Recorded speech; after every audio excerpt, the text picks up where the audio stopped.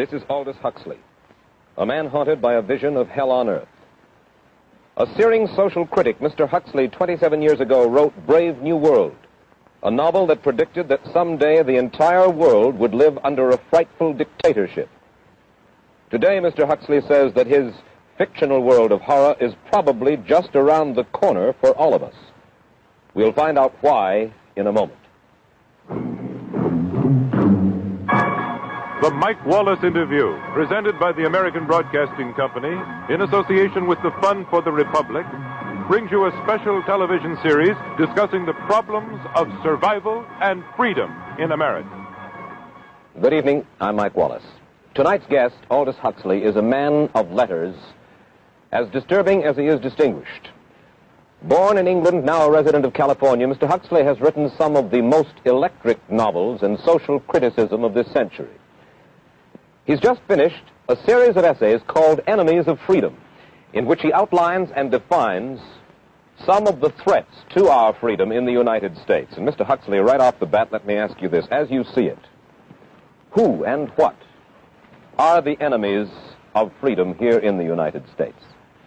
Well, I don't think you can say who in the United States. I don't think there are any sinister persons deliberately trying to rob people of their freedom. But I do think, first of all, that there are a number of impersonal forces which are pushing in the direction of less and less freedom. And I also think that there are a number of technological devices which anybody who wishes to use can use to accelerate this process of going away from freedom, of imposing control. Well, what are these forces and these devices, Mr. Huxley? I should say that there are two main impersonal forces. The first of them is not exceedingly important in the United States at the present time, though very important in other countries. This is the force which in general terms can be called overpopulation, the mounting pressure of population pressing upon existing resources. This, of course, is an extraordinary thing. Something is happening which has never happened in the world's history before. I mean, let's just take a simple fact that between the time of the birth of Christ and the landing of the Mayflower, the population of the Earth doubled. It rose from 250 million to probably 500 million. Today, the population of the Earth is rising at such a rate that it will double in half a century. Well, why should overpopulation work to diminish our freedoms? Well, in a number of ways. I mean, the experts in the field, like Harrison Brown, for example, pointed out that in the underdeveloped countries, actually the standard of living is at present falling, that people have less to eat and less goods per capita than they had 50 years ago. And as the position of these countries, the economic position, becomes more and more precarious, obviously the central government has to take over more and more responsibility for keeping the ship of state on an even keel.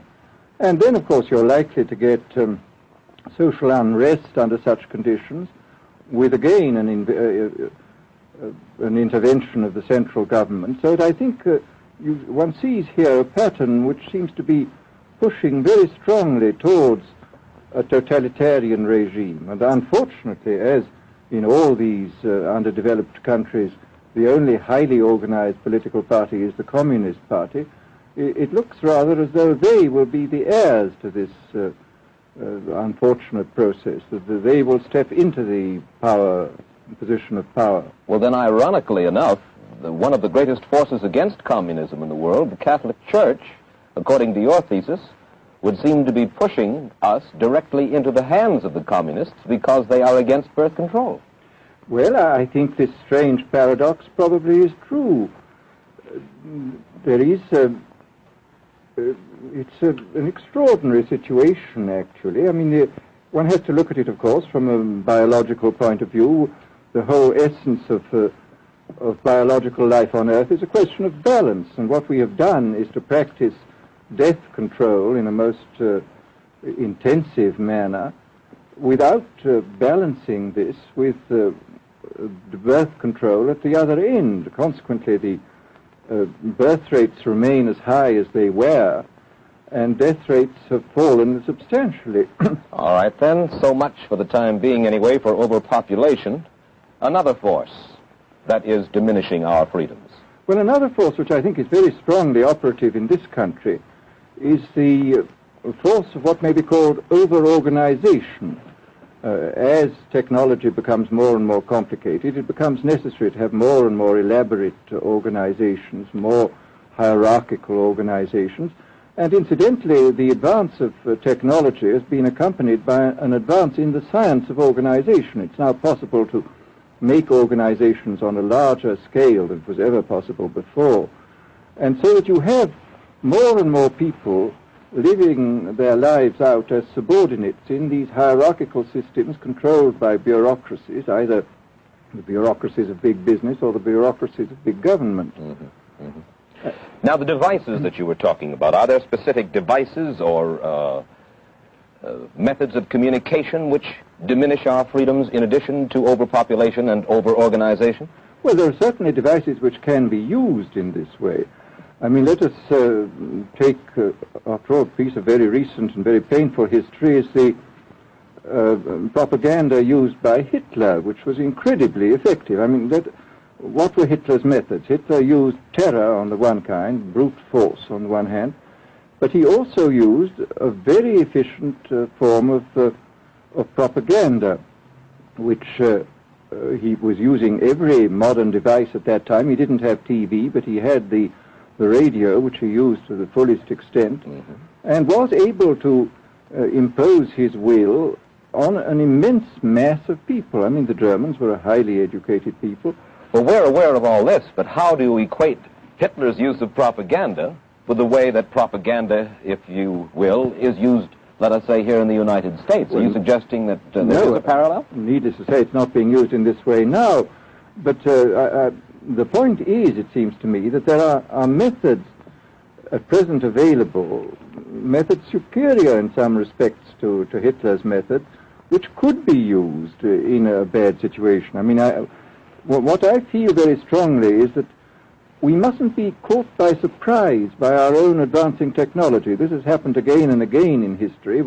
Technology has advanced, and this changes social conditions, and suddenly people have found themselves in a situation which they didn't foresee and doing all sorts of things they didn't really want to do. Well, now, what do you mean? Do you mean that we develop our television, but we don't know how to use it correctly? Is that the point that you're making? Well, at present, the television, I think, is being used quite harmlessly. It's being used, I think, I would feel it's being used too much to distract everybody all the time. But, I mean, imagine, which must be the situation in all communist countries, where the television, where it exists, is always saying the same thing the whole time, is always driving along. It's not creating a wide front of distraction, it's creating a one-pointed drumming in of a single idea all the time. It's obviously an immensely powerful instrument. So you're talking about the potential misuse of the instrument. Exactly. We have, after all technology is in itself morally neutral. These are just powers which can either be used well or ill. It's the same thing with atomic energy. We can either use it to blow ourselves up, or we can use it as a substitute for the coal and the oil, which are running out. You've even written about the use of drugs in this light. Well, now, this is a very interesting subject. I mean, in this book that you mentioned, this book of mine, Brave New World, I postulated a substance called soma, which was a very versatile drug. It would make people feel happy in small doses. It would make them see visions in medium doses, and it would send them to sleep in large doses. Well, I don't think such a drug exists now, nor do I think it will ever exist, but we do have drugs which will do some of these things, and I think it's quite on the cards that we may have drugs which will profoundly change our mental states without doing us any harm. I mean, this is the pharmacological revolution which has taken place, that we have now powerful mind-changing drugs which, physiologically speaking, are almost costless. I mean, they are not like opium or like cocaine, which do change the state of mind, but leave terrible results physiologically and morally. Mr. Huxley, in your new essays, you state that these various enemies of freedom, are pushing us toward a real-life, brave new world, and you say that it's awaiting us just around the corner. First of all, can you detail for us what life in this brave new world which you fear so much, or what life might be like? Well, to start with, I think this kind of the dictatorship of the future, I think will be very unlike the dictatorships which we've been familiar with in the immediate past. I mean, take another book prophesying the future, which was a very remarkable book, George Orwell's 1984. Mm-hmm. Well, this book was written at the height of the Stalinist regime and just after the Hitler regime. And there he foresaw a dictatorship using entirely the methods of terror, the methods of physical violence. Now, I think what is going to happen in the future is the dictators will find, as the old saying goes, that you can do everything with bayonets except sit on them. That if you want to preserve your power indefinitely, you have to get the consent of the ruled. And this they will do partly by drugs, as I foresaw in Brave New World, partly by these new techniques of propaganda. They will do it by bypassing the sort of rational side of man and appealing to his subconscious and his deeper emotions and his physiology even, and so making him actually love his slavery. I mean, I think this is the danger, that actually people may be in some ways happy under the new regime, but they will be happy in a situation where they oughtn't to be happy. But let me ask you this. You're talking about a world that could take place within the confines of a totalitarian state. Let's become more immediate, more urgent about it. We believe, anyway, that we live in democracy here in the United States. Do you believe that this brave new world that you talk about could, let's say in the next quarter century, the next century, could come here to our shores?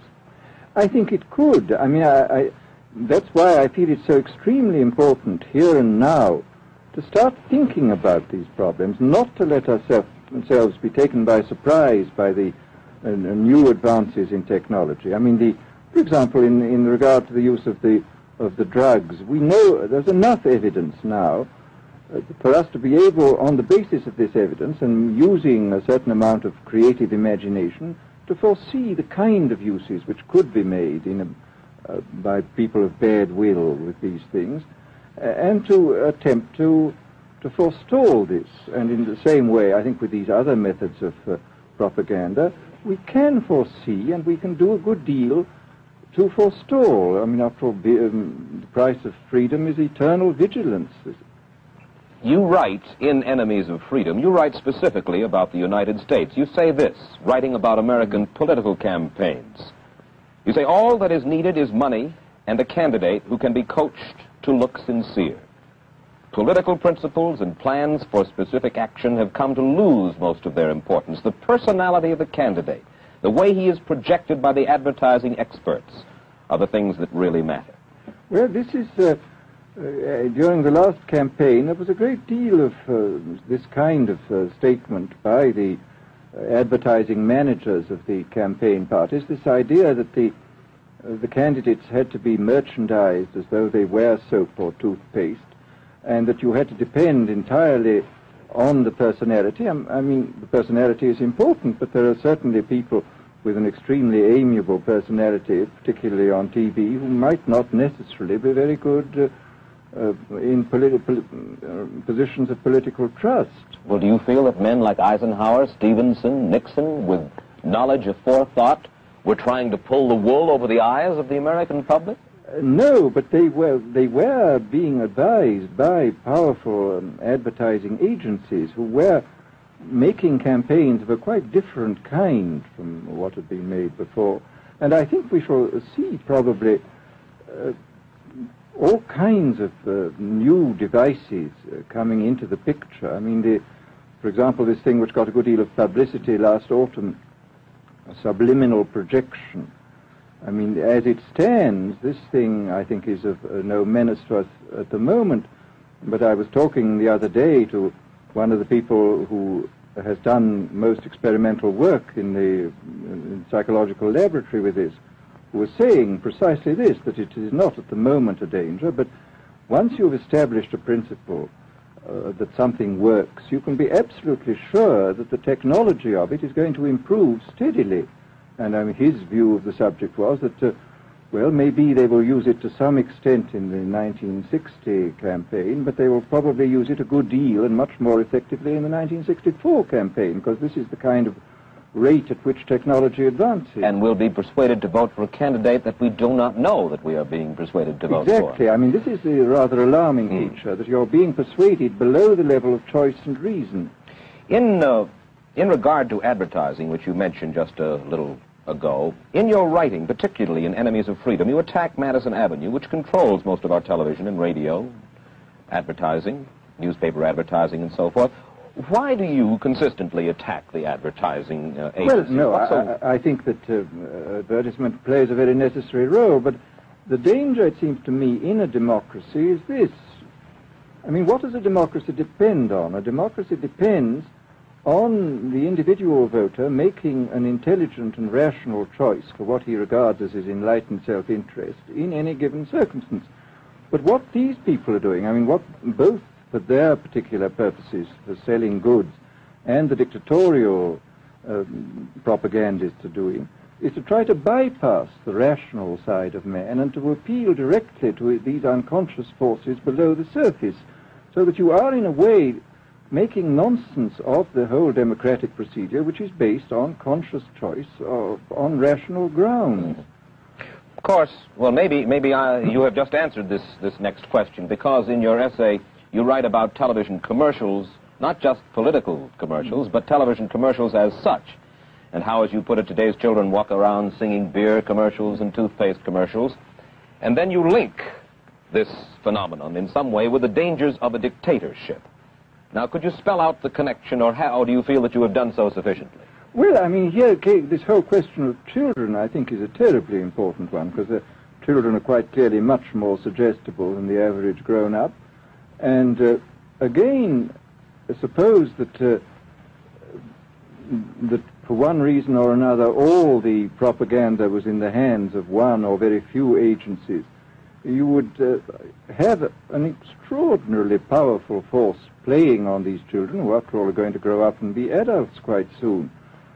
I do think that this is not an immediate threat, but it remains a possible threat. And you said something to the effect in your essay that the children of Europe used to be called cannon fodder, and here in the United States they are television and radio fodder. Well, after all, you can read in the trade journals the most lyrical accounts of how necessary it is to get hold of the children, because then they will be loyal brand buyers later on. Mm-hmm. But, again, you just translate this into political terms. The dictator says they will be loyal ideology buyers when they're grown up. We hear so much about brainwashing as used by the communists. Do you see any brainwashing other than that which we've just been talking about that is used here in the United States? Other forms of brainwashing? Not in the form that has been used in China and in Russia, because this is essentially the application of propaganda methods, the most violent kind, to individuals. It's not a shotgun method like the advertising method. It's a way of getting hold of the person and playing both on his physiology and his psychology till he really breaks down, and then you can implant a new idea in his head. The descriptions of the methods are really blood-curdling when you read them, and not only the methods applied to political prisoners, but the methods applied, for example, to the training of the young communist administrators and missionaries. They receive an incredibly tough kind of training, which may causes about 25% of them to break down or commit suicide, but produces 75% of completely one-pointed fanatics.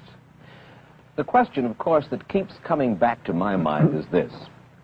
Obviously, politics in themselves are not evil. Television is not in itself evil. Atomic energy is not evil. And yet you seem to fear that it will be used in an evil way. Why is it that the right people will not, in your estimation, use them? Why is it that the wrong people will use these various devices and for the wrong motives? Well, I think one of the reasons is that these are all instruments for obtaining power, and obviously the passion for power is one of the most moving passions that exist in man, and after all, all democracies are based on the proposition that power is very dangerous and that it's extremely important not to let any one man or any one small group have too much power for too long a time. After all, what are the British and American constitutions except devices for limiting power? And all these new devices are extremely efficient instruments for the imposition of power by small groups over larger masses. Well, you ask this question yourself in Enemies of Freedom. I'll put your own question back to you. You ask this: in an age of accelerating overpopulation, of accelerating overorganization, and ever more efficient means of mass communication, how can we preserve the integrity and reassert the value of the human individual? You put the question. Now here's your chance to answer it, Mr. Huxley. Well, this is obviously, first of all, it's a question of education. I think it's terribly important to insist on individual values. I mean, there is a tendency, as you probably read a book by White, The Organization Man, a very interesting, valuable book, I think, where he speaks about the new type of group morality, group ethic, which speaks about the group as though the group was somehow more important than the individual. But this seems, as far as I'm concerned, to be in contradiction with what we know about the genetical makeup of human beings, that every human being is unique. And it is, of course, on this genetical basis that the whole idea of the value of freedom is based. And I think it's extremely important for us to stress this in all our educational life. And I would say it's also very important to teach people to be on their guard against the sort of verbal booby traps into which they're always being led, to analyze the kind of things that are said to them. Well, I think there is this whole educational side, and I think there are many more things that one could do to strengthen people and to make them more aware of what was being done. You're a prophet of decentralization. Well, yes, if this is feasible. It's one of the tragedies, it seems to me. I mean, many people have been talking about the importance of decentralization in order to give back to the voter a sense of direct power. I mean, the voter in an enormous electorate feels quite impotent, and his vote seems to count for nothing. This is not true where the electorate is small and where he is dealing with a group which he can manage and understand. And if one can, as Jefferson, after all, suggested, break up the units into smaller and smaller units, and so get a real self-governing democracy. Well, that was all very well in Jefferson's day, but how can we revamp our economic system and decentralize and at the same time meet militarily and economically the tough challenge of a country like Soviet Russia? Well, I think the answer to that is that there are, it seems to me that the production, industrial production, is of two kinds. I mean, there are some kinds of industrial production which obviously need the most tremendously high centralization, like the making of automobiles, for example.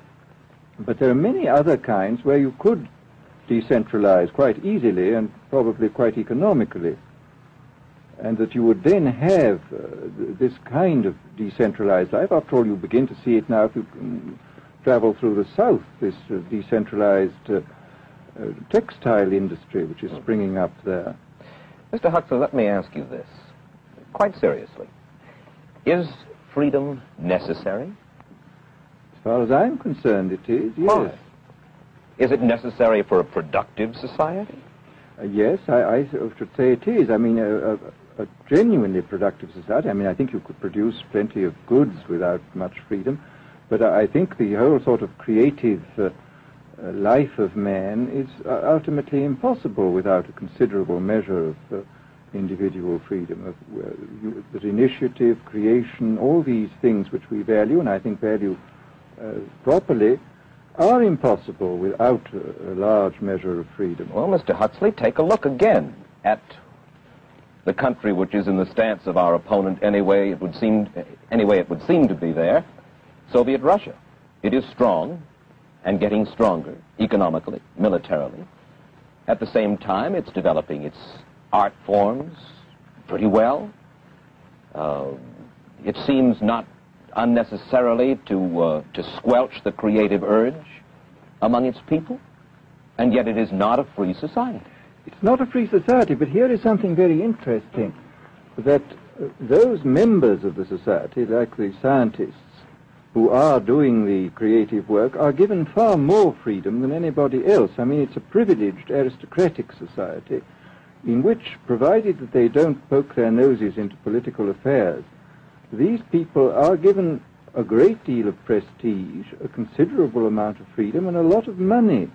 I mean, this is a very interesting fact about the new Soviet regime, and I think what we're going to see is a people on the whole with very little freedom, but with an oligarchy on top enjoying a considerable measure of freedom and a very high standard of living. And the people down below, the epsilons down below, enjoying very little. And you think that that kind of situation can long endure? I think it can certainly endure much longer than a situation in which everybody is kept down. Because, I mean, they can certainly get their technological and scientific results on such a basis. Well, the next time that I talk to you then, perhaps we should investigate further the possibility of the establishment of that kind of a society, where the drones work for the queen bees up above. Well, but yes, but I must say I still believe in democracy. If we can make the best of the creative activities of the people on top, plus those of the people on the bottom, so much the better. Mr. Huxley, I surely thank you for spending this half hour with us, and I wish you Godspeed, sir. Thank you. Aldous Huxley finds himself these days in a peculiar and disturbing position. A quarter of a century after prophesying an authoritarian state in which people were reduced to ciphers, he can point at Soviet Russia and say, "I told you so." The crucial question, as he sees it now, is whether the so-called free world is shortly going to give Mr. Huxley the further dubious satisfaction of saying the same thing about us. Stay tuned for a preview of next week's interview. Till then, Mike Wallace, good night.